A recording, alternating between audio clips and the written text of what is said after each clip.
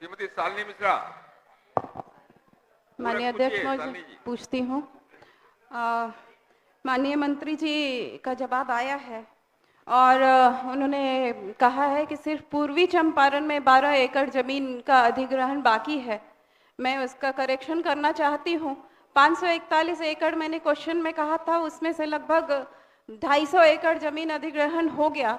350 एकड़ लगभग अभी भी बाकी है और वह सिर्फ पूर्वी चंपारण नहीं, अररिया, बेतिया सहित पूर्वी चंपारण में बाकी है।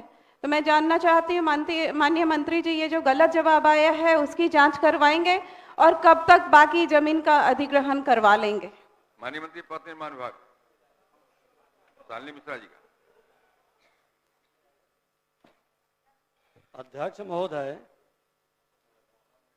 ये भूमि अधिग्रहण में विलंब का औचित्य पूछ रहे हैं और जवाब स्पष्ट है महोदय कि भूअर्जन में हुए विलंब का मुख्य कारण पुराने भूअर्जन कानून से की जा रही भूअर्जन की प्रक्रिया के दौरान वर्ष 2013 में नए भूअर्जन कानून का लागू होना है, जिसके कारण पूर्व में समर्पित भूअर्जन प्रस्ताव को नए सिरे से प्रारंभ किया गया। गृह मंत्रालय भारत सरकार द्वारा परियोजना हेतु दिसंबर 2024 तक की समय वृद्धि दी गई है महोदय।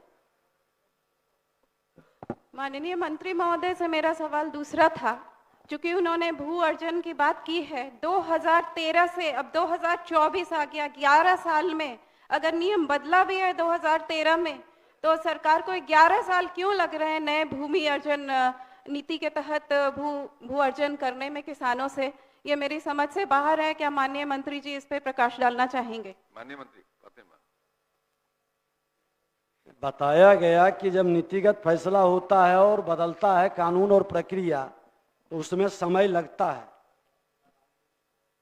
कई बार लोगों ने जिनकी जमीन गई, पुराने रेट पर उनका अधिग्रहण का नोटिस हो गया, नया नियम लागू हो गया तो नया रेट मांगते हैं। इस कारण से बहुत सारे मुकदमे हो गए कोर्ट में। ये सब कारण हो सकता है, जो मेरी समझ है। मेरा अंतिम पूरक है इसमें जब प्राक्कलन की राशि हर साल बढ़ाई जाती है कॉन्ट्रैक्टर के लिए, डिले होता है प्रोजेक्ट में, तो किसानों के लिए भी मुआवजा की राशि क्यों नहीं बढ़ाई जाती है सरकार के द्वारा? 11 साल का डिले काफी होता है।